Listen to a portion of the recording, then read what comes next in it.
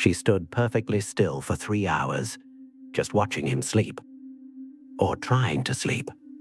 How could anyone sleep with those eyes fixed on them, unblinking, unwavering? The date had started normally.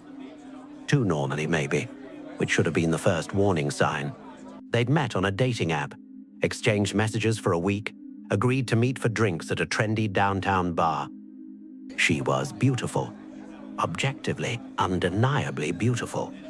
Dark hair, striking features, a smile that made the anonymous poster's breath catch. They talked for hours over cocktails, conversation flowing like they'd known each other for years instead of days. She laughed at his jokes. He laughed at hers. The chemistry was electric, undeniable, the kind of connection that makes you believe in fate and timing and all those romantic cliches you usually roll your eyes at. When she suggested continuing the night at her place, he didn't hesitate. They were 3 blocks from the bar when she mentioned it. "I should probably tell you something," she said, her voice casual, conversational. "When I was 7 years old, I was possessed by a demon." He laughed. Nervous laughter, the kind that's equal parts amusement and uncertainty. "That's an interesting icebreaker." "I'm serious." She stopped walking, turned to face him on the sidewalk, her expression grave. A priest had to perform an exorcism. It took 3 days. My parents don't like to talk about it. The anonymous poster stood there, mind racing, trying to determine if this was a joke, a test, some weird first date hazing ritual. But her eyes held no humor, no irony, just dark certainty. "Okay," he said slowly. That's something." She smiled, started walking again. "I just wanted you to know, I don't like keeping secrets." He should have left then. Should have made an excuse, called a rideshare, gone home to his safe, demon-free apartment.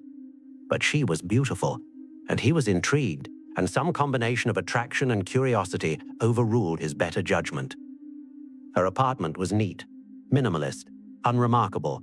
No upside-down crucifixes on the walls, no pentagrams drawn in salt, just IKEA furniture and framed prints and a cat that wound between their legs, purring. They had wine, talked more. She didn't mention the possession again, and he didn't ask.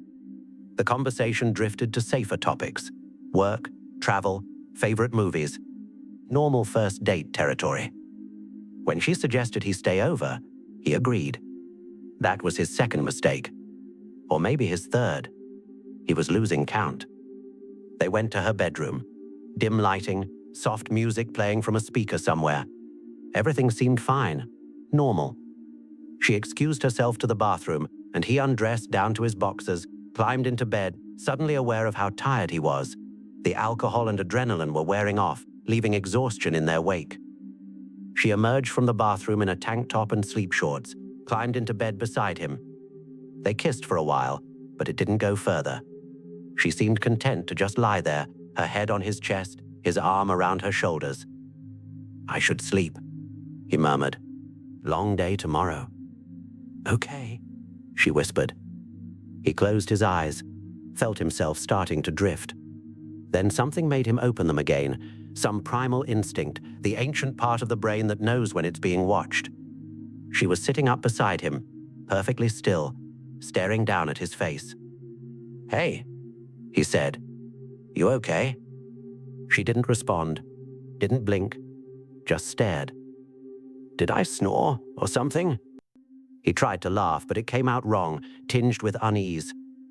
Still nothing. Her eyes were fixed on him with an intensity that made his skin crawl.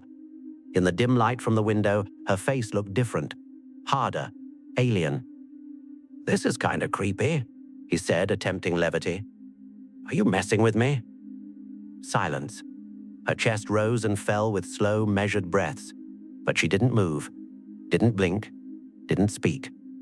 Minutes passed. 5, 10. The anonymous poster lay there, frozen by a combination of confusion and mounting fear. This was a joke, right? Some weird test? She'd laugh soon, apologize for freaking him out, explain it was payback for some dating app offense. But she didn't laugh, didn't move, just stared.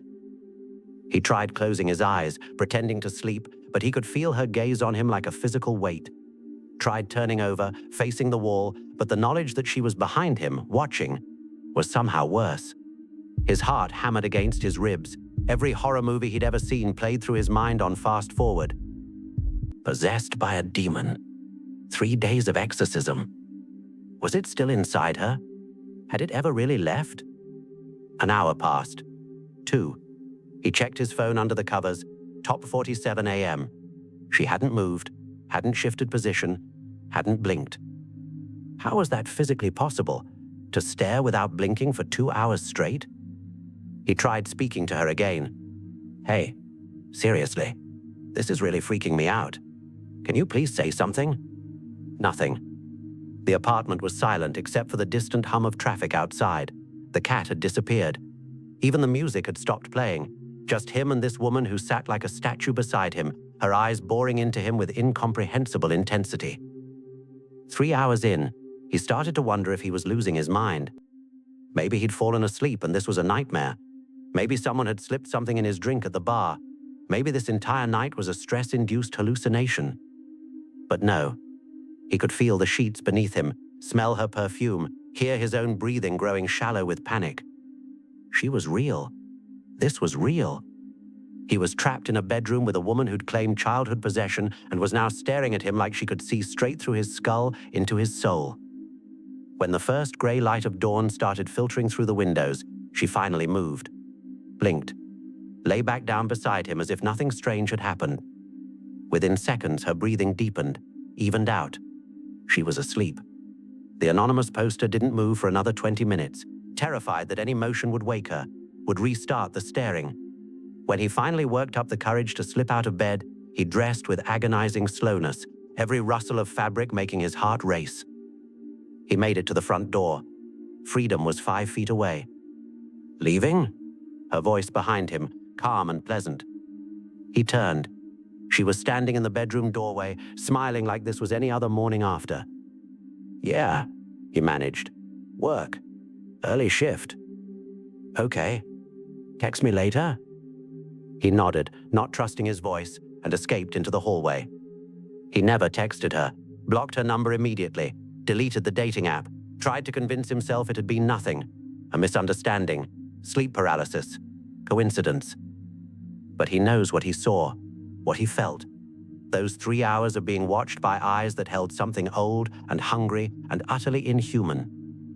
Sometimes, late at night, he still wakes suddenly with the feeling that he's being observed, sits up in his own bedroom, heart pounding, scanning the shadows for a figure that isn't there. Possessed by a demon. 3 days of exorcism. Had it worked? Or had something stayed behind, living inside her, peering out through her eyes at a world it didn't belong to? Studying him for 3 silent hours like a scientist examines an insect? The anonymous poster shared the story online months later, expecting sympathy or similar experiences, or at least acknowledgement that what happened was deeply wrong. Instead, people debated. Was it real? Psychological? Supernatural? But those questions missed the point entirely. Because whether the possession was literal or metaphorical, whether demons are real or just manifestations of trauma and mental illness, the truth remains.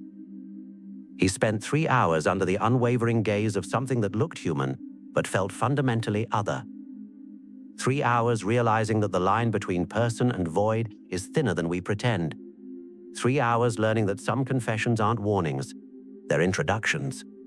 She told him about the exorcism because she wanted him to understand, to know what he was dealing with, to make a choice with full information.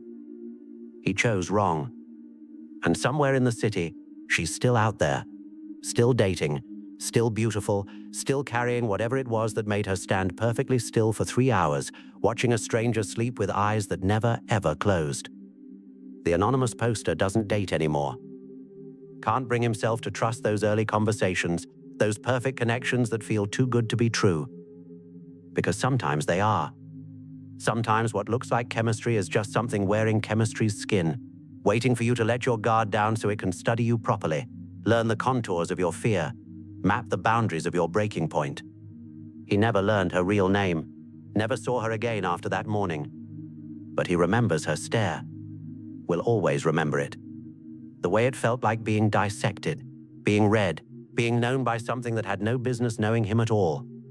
3 hours of perfect stillness, 3 hours of unblinking observation, 3 hours that prove the worst horror isn't what jumps out at you from the darkness. It's what sits beside you in the light, looking almost human, wearing a smile that doesn't quite reach its eyes. I thought your profile claimed you were athletic. Allison heard those words from the ground, her leg throbbing, tears burning behind her eyes. 1 kilometer into a hike she'd explicitly said she couldn't do. It started 3 weeks earlier, in the sterile comfort of text messages. His profile seemed normal enough, mid-40s professional photos, interests that aligned with hers.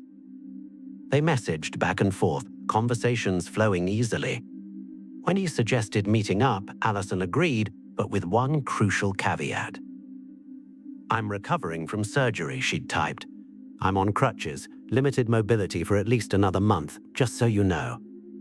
No problem, came his reply, followed by a smiling emoji. We'll keep it simple, coffee or dinner, whatever works for you. She should have known better when he picked her up and wouldn't tell her where they were going. It's a surprise, he said, grinning in the driver's seat. Allison shifted uncomfortably, her crutches wedged between her seat and the door, her leg brace pressing against her jeans. I'm really not up for anything too physical, she reminded him. Trust me, he said.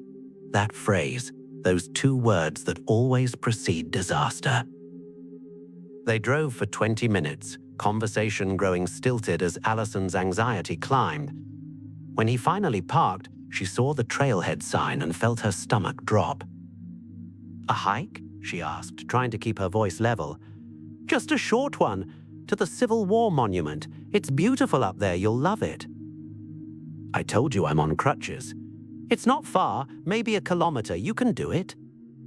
Allison wanted to refuse, wanted to demand he take her home, but she was 44 years old, a PhD researcher, a woman who prided herself on not being difficult, on being agreeable and easygoing. So she swallowed her protests and adjusted her crutches and followed him onto the trail.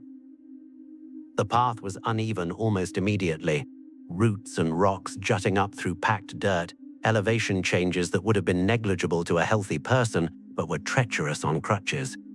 Her arms burned with the effort of supporting her weight, her good leg ached. Her injured leg, immobilized in its full brace, swung uselessly beside her. He walked ahead, not looking back, talking about the monument's history like he was a tour guide and this was a normal date. Like she wasn't struggling behind him, breath coming in short gasps, arms trembling. 1 kilometer in, though it felt like 10, Allison's right crutch hit a patch of loose gravel. She felt it slipping before she could react, tried to shift her weight, to catch herself, but momentum and gravity are merciless teachers. The crutch skidded out from under her. Her body pitched forward. She landed hard on her side, the impact jarring her injured leg despite the brace. Pain exploded up her thigh, sharp and electric. For a moment she couldn't breathe, couldn't think. Just lay there on the trail, fighting back tears, her crutches scattered beside her like broken bones.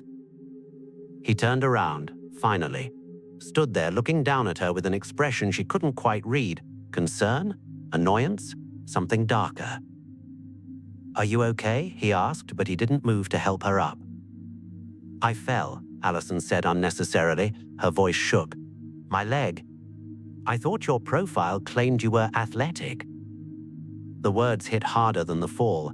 Allison stared up at him, this man she'd known for 3 weeks through carefully curated text messages, and saw clearly for the first time. Saw the impatience in his stance, the judgment in his eyes, the complete absence of empathy in his voice. I told you I was recovering from surgery, she said. He shrugged. I thought you were exaggerating. Women always exaggerate. Silence stretched between them. Allison's leg throbbed in time with her heartbeat. She could feel tears threatening, the hot sting of humiliation mixing with physical pain. Can you help me up? She finally asked. He glanced at his watch. Actually, you know what? Why don't you head back to the car? I'm going to finish the hike. I've wanted to see this monument for months. Allison blinked. You want me to walk back alone? You made it this far?" He smiled, and there was something cruel in it, something that suggested he was enjoying this. "The car's unlocked. Just wait there. Shouldn't take me more than 45 minutes." He left her there, actually turned and walked away, his footsteps fading up the trail while Allison sat in the dirt, stunned into immobility. The walk back was agony. Every step sent shockwaves through her injured leg. The crutches slipped on loose rocks. Twice she almost fell again. By the time she reached the parking lot, she was sweating and shaking, her arms screaming in protest, her leg a constant pulse of pain. She sat in his car for an hour and 20 minutes. No apology text, no "Are you okay" message, just silence. When he finally returned, he was in high spirits, climbed into the driver's seat with a satisfied sigh. "Great hike," he announced. "You really missed out." The drive back to her place was silent. Allison stared out the window, watching the landscape blur past, wondering how she'd so completely misjudged this person, how his cheerful text messages had concealed such profound emptiness where empathy should live. He pulled up to her apartment complex and unlocked the doors. Allison gathered her crutches, maneuvering awkwardly out of the car. "Well," he said, "this was fun." She didn't respond, just closed the door and started toward her building. Her phone buzzed 10 minutes later, a text from him. It was a selfie taken at the monument, his smiling face with the historical marker visible behind him. The message read, "What you missed out on? Maybe next time we can do something more your speed. Mini golf?" Allison stared at the photo for a long moment. Then she showed it to her best friend, who read the message and said, with perfect deadpan delivery, "You dodged a bullet." But Allison knew it was more than that. She'd dodged a bullet, yes, but first she'd had to fall on a hiking trail, had to injure herself further, had to sit alone in a parking lot while a man who claimed to want to know her better chose a monument over her pain. She blocked his number, deleted the dating app, made an appointment with her orthopedic surgeon because her leg was swelling again, the fall having undone weeks of careful recovery. The physical damage would heal, the surgeon assured her of that. But some injuries go deeper than muscle and bone. Some wounds are carved into your sense of trust, your willingness to be vulnerable, your belief that people mean what they say and say what they mean. Allison's leg would recover. Her faith in first dates never quite did. Sometimes the horror isn't supernatural. Sometimes it's just a man on a trail, walking away while you sit in the dirt, realizing that to some people, your pain is just an inconvenience, your limitations just an exaggeration, your humanity just a disappointing deviation from the fantasy they'd constructed in their head. The monument is still there, marking a battle from a war long past. Allison carries her own monument now, a scar on her leg, a caution in her heart, and the memory of crutches slipping on loose gravel while a man she'd trusted looked down and found her wanting. It was 3:42 p.m. when David saw the truck cross the center line, heading straight for them. The bike date had been perfect until that moment. The Golden Gate Bridge stretched behind them in the afternoon light, the Pacific Ocean sparkling below like scattered diamonds. David, 59 years old and in better shape than most men half his age, had suggested the scenic ride to his date, a woman he'd been messaging for weeks. She'd agreed enthusiastically. Cycling under the iconic bridge, wind in their hair, conversation flowing easily between them. This was supposed to be romantic. They were pedaling toward East Fort Baker, planning to grab lunch at a waterfront cafe, when David noticed something wrong in his peripheral vision. A delivery truck, white and weathered, drifting across the bike path's protective barrier, not swerving to avoid something, not reacting to a blown tire, just drifting. Like the driver had simply decided the rules of the road no longer applied to him. "Move!" David shouted, yanking his handlebars hard to the right. But there was nowhere to go. The path was narrow, hemmed in by concrete barriers on one side and a drop-off on the other. His date screamed behind him. The truck's engine roared louder, acceleration instead of braking, and David's mind went blank with a single, crystalline thought. This is it. The impact came with a sound like thunder wrapped in metal. David's bike crumpled like aluminum foil. He felt himself airborne for a moment, weightless, suspended, before gravity remembered him and slammed him back down onto asphalt. Pain exploded through his legs, his ribs, his entire body. The truck's front tires rolled over his legs with methodical precision. Then the back tires, weight beyond comprehension, crushing bone and muscle and tendon. His date was screaming. Somewhere far away, someone else was screaming too. Or maybe that was him. The sky spun overhead, blue to gray to blue again. David tried to sit up and discovered that his body no longer followed commands. His legs bent at angles legs shouldn't bend. Something warm and wet spread across the pavement beneath him. The smell of rubber and blood filled his nostrils. The truck driver climbed out. David could see his shoes, scuffed work boots, untied laces dragging as the man approached. "Oh God," the driver kept saying. "Oh God, oh God." Not helping, not calling for help, just standing there, repeating those two words like a broken prayer. David's date was beside him then, her face pale as moonlight, phone pressed to her ear. "Yes, Golden Gate Bridge near East Fort Baker. A cyclist. 2 cyclists. There's so much blood, please hurry." Time became strange. Seconds stretched into hours. Minutes collapsed into nothing. David heard sirens approaching, felt hands touching him, voices asking questions he couldn't answer. The pain was everywhere now, a living thing with teeth and claws, devouring him from the inside out. "Stay with me," someone said. A paramedic, young face, worried eyes. "Sir, stay awake. What's your name?" "David," he managed. His voice sounded small, distant. "David, we're going to get you out of here. You're going to be okay." But David wasn't sure he believed them. He'd felt his bones break, felt the truck's weight compress his organs into spaces they weren't meant to fit. He'd seen the look in his date's eyes, the horror, the helplessness, the knowledge that she was watching a man die right in front of her. The ambulance ride was a blur of pain and movement, fluorescent lights overhead, the wail of sirens, hands holding him down as he tried to twist away from the agony, someone injecting something into his arm, relief flooding through him like warm water, dulling the edges of the pain but not erasing it, never erasing it. Emergency room, surgical lights, masked faces hovering above him. "Mr. David, we're going to operate now. Count backward from 10. 10, 9, 8. Darkness. When David woke, his body felt wrong, hollow, rearranged. He was in a hospital bed, machines beeping around him, tubes running in and out of his arms. His legs, he could barely feel his legs. Panic surged through him. A nurse appeared. "You're awake. That's good. How are you feeling?" "My legs," David croaked. "I can't feel my legs."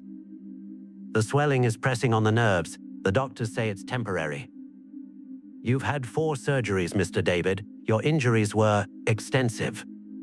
4 surgeries. The number didn't make sense. 4 operations to put him back together, to salvage what the truck had destroyed. "My date?" he asked. "The woman I was with." "She's in the waiting room. She's been here every day."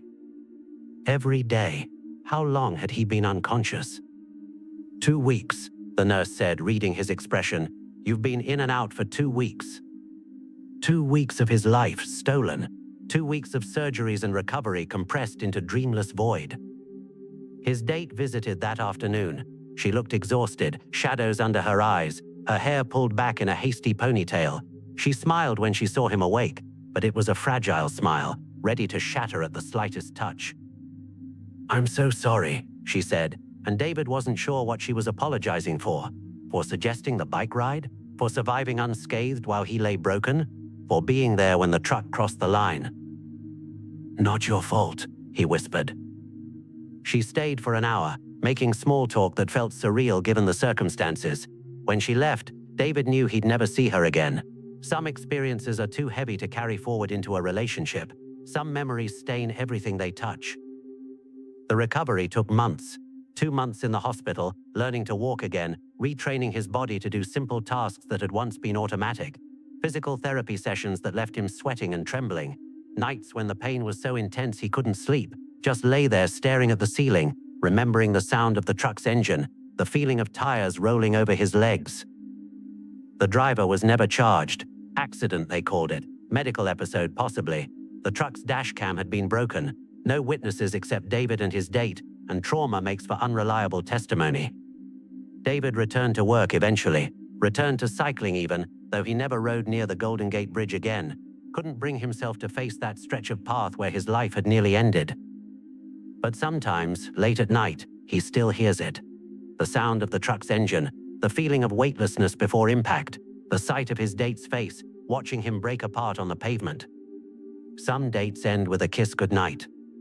David's ended with the realization that romance and mortality live closer together than anyone wants to admit, that in the space between one heartbeat and the next, everything you are can be reduced to broken bones and blood on asphalt. The bike still sits in his garage, frame bent, wheels warped. He can't bring himself to throw it away. Can't bring himself to ride it either. It just sits there, a monument to the afternoon when love and death collided on a scenic path overlooking the Pacific, and death just barely blinked first. Thank you for making it to the end. Please like and subscribe for horror stories like these every week, shared by real people. Comment below to let me know which story from this video you found more terrifying. Thanks again for supporting the channel.